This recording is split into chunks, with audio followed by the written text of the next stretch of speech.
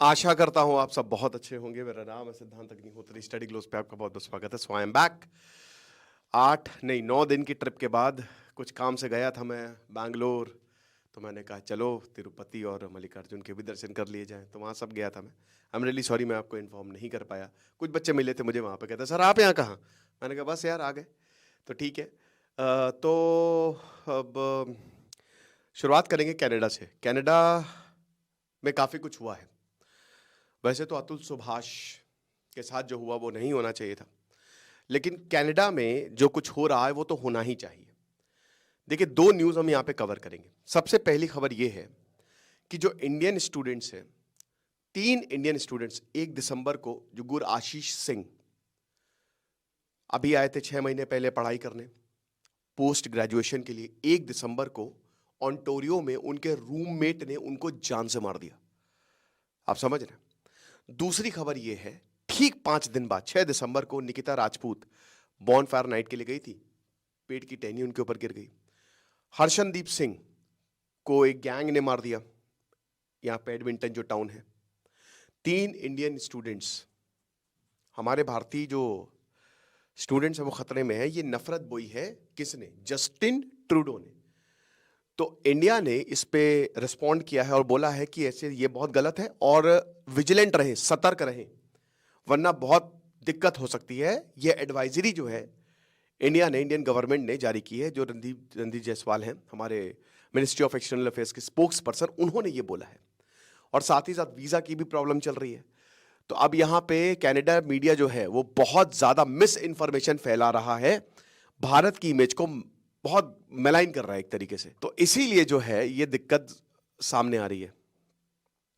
अब क्या है कि यहां पे इंडिया भी कह रहा है कि देखिए, जो आप वीजा, भाई ये हम डिसाइड करेंगे ना कि किसको वीजा देना है किसको नहीं देना है। आप तो बैठे नहीं हो यहां पे, तो चुपचाप बैठे रहो।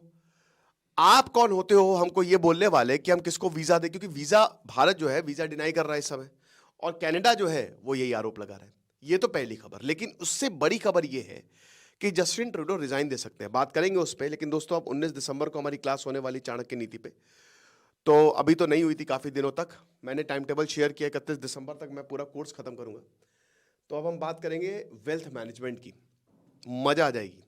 25 से 30 घंटे के सेशन से, एक एक घंटे, ढाई ढाई घंटे, एक एक सेशन ढाई ढाई घंटे के हो रहे हैं। आपको बहुत ज़्यादा फायदा होगा। तो देखिए, यहां पे जो जस्टिन ट्रूडो है वो रिजाइन क्यों दे रहे हैं?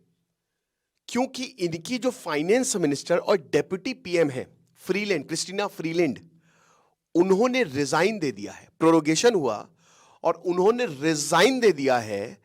80%, 80% जो जस्टिन ट्रूडो की रेटिंग, अप्रूवल रेटिंग, वो नीचे, वो वहां पड़ी हुई है।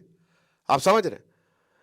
तो जस्टिन ट्रूडो अप्रैल तक रिजाइन दे सकते हैं, ऐसी बातें चल रही हैं और ऐसी बहुत ज्यादा पॉसिबिलिटी है।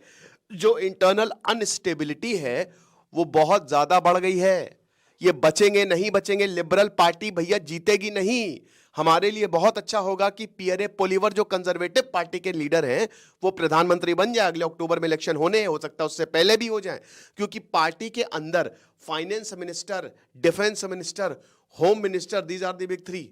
आप समझ रहे हो। और अगर ये इस्तीफा दे रहे हैं तो ये तो डेप्यूटी प्राइम मिनिस्टर थी। जस्टिन ट्रूडो ने बोला बेटा एक काम करो, तुम स्टेप डाउन कर दो, तुम इस्तीफा दे दो, तुमको कोई और कैबिनेट का रोल दे देंगे। तो जिस पहली फुर्सत में निकलो, तुम नहीं निकलो, हम निकल रहे बेसिकली। तो इन्होंने इस्तीफा दे दिया है और ये काफी ज्यादा डेंजरस है। हर जगह यही बात चल रही है। इन्होंने अपने कैबिनेट और मेंबर ऑफ पार्लियामेंट को ये बोला है कि भैया देखिए, अब वो नहीं रही, मतलब अब वो चली गई हैं, तो आप अपने हिसाब से देख लो। लेकिन इतना ही नहीं, यहां पे बुलाया जस्टिन ट्रूडो को, बंद कमरे में मीटिंग हुई है और बोला कि बेटा, तो जो तुमने कर रहे हो ना, जिस तरीके से तुम पार्टी को ले जा रहे हो, क्रिस्टीना फ्रीलैंड बता रही है कि क्यों उन्होंने इस्तीफा दिया। पहली बात तो मुझे लगता है कि शायद ये यही पॉलिटिकल राइवलरी है। लेकिन ये बता रही कि इन्होंने पॉलिटिकल गिमिक, मजाक बना के रख दिया है। ये कनाडा का नहीं सोच रहे, कनाडा की इकोनॉमिक प्रॉब्लम का नहीं सोच रहे। इनसे कुछ भी मांगने जाओ, नहीं नहीं नहीं, पहले हम देखेंगे जो मेरे फायदे में होगा। ये अपने पर्सनल बेनिफिट के बारे में सोच रहे हैं। कनाडा को इन्होंने बिल्कुल पीछे छोड़ दिया है। तो ऐसे नहीं चलेगा। हम यहां पे कनाडा के लिए हैं, क्योंकि हम कनाडा देश के लिए काम कर रहे हैं। पियरे पोलिवर तुरंत हावी हो गए। उन्होंने ये ट्वीट पे ट्वीट बातें करनी शुरू कर दी कि देख लो भैया, जस्टिन ट्रूडो बचने नहीं वाले हैं, ये इस्तीफा दे देंगे। हालांकि जस्टिन ट्रूडो ने बोला नहीं नहीं, ये सब र्यूमर्स है, ऐसा बिल्कुल भी नहीं होने वाला है। तो मीटिंग में हर जगह यही बात आजकल चल रही है। मीटिंग में भी जो बात हुई, तो प्रॉब्लम यहाँ पे जस्टिन ट्रूडो के लिए बहुत ज्यादा बढ़ने वाली है। देखेंगे आगे जो भी होगा, लेकिन ये तो बिल्कुल पक्की बात है कि अगले अक्टूबर तक जस्टिन ट्रूडो की कुर्सी रहेगी नहीं। बाकी इस पर अपडेट होगा तो मैं आपको बताऊंगा। Thank you so much.